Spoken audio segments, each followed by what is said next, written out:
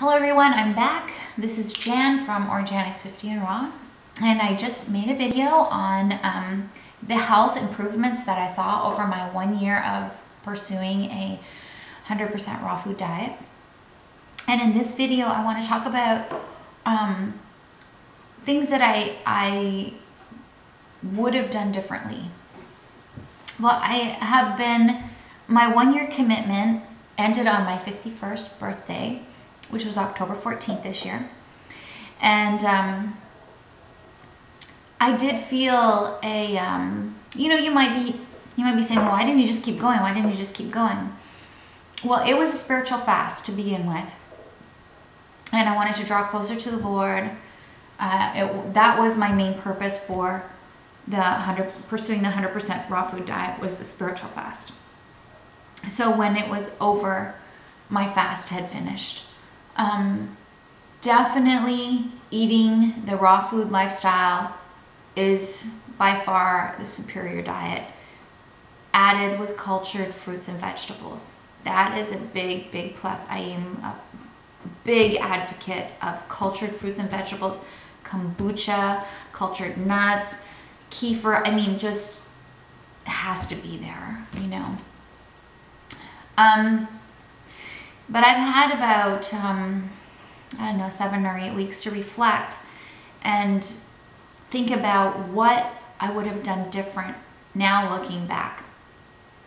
You know, when I first started my raw food year, I've been raw, attempted raw food month, raw food 3 months, raw food day throughout the years. But this was my biggest challenge to myself, was my 1 year. And so looking back at it, when I first started my 1 year raw, I had read Doug Graham's 80-10-10. And the information in it is really, really great. It's fabulous. But I really got really hung up on that 10% fat and not going over 10% fat. I really got hung up on that. And I believe for me, now not for everybody, but for me, it caused a lot of deficiencies in me. I lost hair. I believe I was protein deficient at times. I was trying so hard to eliminate most of the fat in my diet that I didn't really enjoy what I was eating, and I didn't feel satisfied a lot of times. So as the year progressed, and I'm always listening to raw fooders, and you hear so many different viewpoints on the fat issue, okay? And I don't want to eat cashews all day, and I don't think that that is healthy to eat cashews all day. Piece of cashew cheesecake to me was not very tempting, but I liked avocado and I tried to avoid it.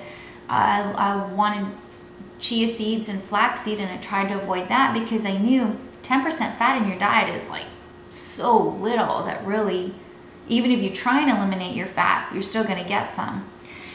So what I've started to do since my 1 year ended is in the morning when I have my shake, I put in 2 tablespoons of ground chia seed, freshly ground, and 2 tablespoons of ground flax seed. And I think that has just helped me so, so much. The chia seed has got the protein, it's got the calcium, it's got those omega-3s. The flax seed is full of nutrition and minerals and vitamins and good fats as well. And ThIngs always talked about the chia seed, and I would avoid it and avoid it. I didn't eat any chia seed.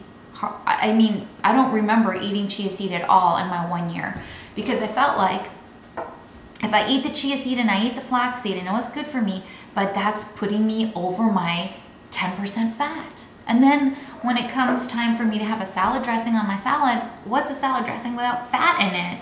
So, I was trying so hard to balance out this fat issue that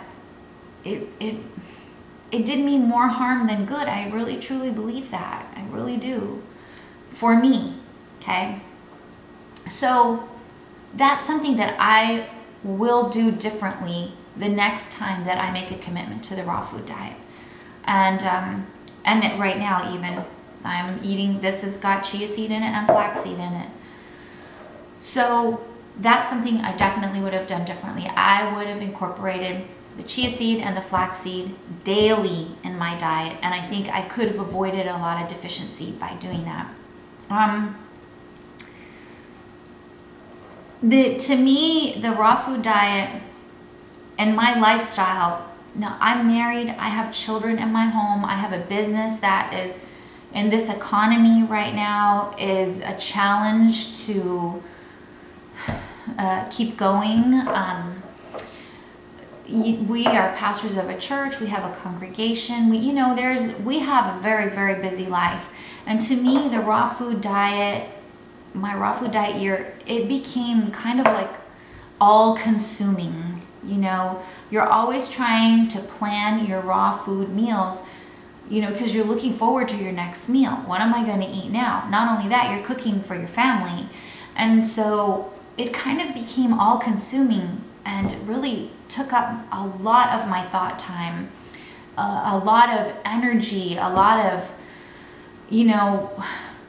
preparing dehydrated foods, trying to find a chip that was raw, that was satisfying, and drinks, and it was just studying and listening, and so that's probably why when it was done, I was just kind of like, okay, I need a little bit of space to breathe here, and haven't really made any videos because of that. And how I could change that, I don't know. I don't know how that could change. Because eating raw food really does take up a lot of your life. I don't think that there is an easy way to do it, unless maybe you live by yourself and you have a lot of me time, or you live in Hawaii and there's lots of rough, but I don't know. But I don't think that it's healthy to be that consuming, trying to eat a healthy lifestyle. Does that make sense? Because I think sometimes it causes more stress than it should. There was even one time we went to a restaurant, and it was one of my favorite restaurants, and everybody sat down to eat, and they're ordering regular food that we would eat, and I was ordering a salad, and I was mad.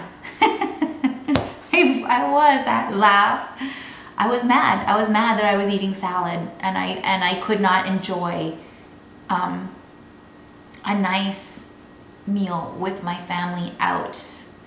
I was mad. I had a really bad attitude about it. And so yeah, it's I don't know. It has to be some sort of, I even hate to use the word balance because it's just not the right word. But maybe you know what I'm trying to say. That adding balance to pursuing the raw food diet, not being so legalistic about, oh no, I had a chip, I'm not 100% raw food, oh, I failed. I mean, that has to go. That's just so stressful for people. Then what do people want to know? They want to know, are you 100% raw? So then people come and put that on you as well. Did you cheat? What did you eat? And they're watching you. So in other words, to say eating 100% raw food diet can be extremely stressful. And I would change that. And I don't know how I could change it, but I would. I mean, there were times we would be with people and I could feel people like policing me, really policing me, because, well, you know, and kind of I don't blame them, because they want to see, okay, well, you're making these YouTube videos, you're claiming to be 100% raw, let's just really see, what are you made of, you know? So that would have to change somehow, some way. I would definitely, the last thing that I want to tell you is I would definitely eat more cultured fruits and vegetables. and cultured seeds and nuts. But my nuts would probably just be organic almonds, sprouted, and then cultured, like Lou Corona. Lou Corona is big on his cultured nuts, his cultured yogurt, his cultured almond yogurt. And I think he is right on the money, right on the ticket, right on the point there. That is really, really important. And again, I didn't eat enough of those cultured nut yogurts because I was trying to avoid the fat. So, you know, my advice to you, if you are pursuing a raw food diet right now, is number one, don't get hung up on the fat, okay? Get hung up on the eating the raw. And yes, don't fill your face with a bunch of cashews either. You know what I'm trying to say. There's that word balance, whatever balance is, you know. If eating 10% fat is causing you to go back to eating cooked food, then there's something wrong there. Maybe eating 30 or 40% fat can keep you better on track. Does that make sense? So, I guess just being like so legalistic about the fat thing, it just drives me crazy, because some people say eat fat, some people say don't eat fat. So I guess you just got to decide what's best for you and what can help you stay on course and be happy, so you don't want to hurt anybody while you're trying to stay on course. The other thing is, just be gentle on yourself. If you have a day that you're not 100% raw vegan, do not even let the word fail come into your vocabulary. Don't even let anybody make you feel like you failed because you ate a taco or whatever it is. You know, just keep going, keep eating high raw. I think high raw is probably what is more achievable for most people, is high raw. My only problem with high raw is high raw tends to become less and less and less and less and less over time. You really have to focus on keeping the raw food high, because the cooked food is so addictive. It's easy to add more and more and more of it, especially at the holidays right now. So I hope that helped somebody out there. I'm really enjoying eating some cooked food right now. I'm not gonna lie to you. I am enjoying it. I'm still keeping it high raw, not 95%, but it's still keeping it high raw. And then, you know, I don't know what I'm gonna do in the future. I do know I am gonna continue to make videos. I have been eating some great food and making some shakes, and today we had pomegranate seeds with kefir yogurt. Oh my goodness, it's like out of this world delicious. I thought that. Of course my daughter Jay didn't think that. But Caden and I ate a whole bunch, and we're gonna have it tomorrow. So maybe I'll make a video for that tomorrow for you guys. So anyway, I'm back.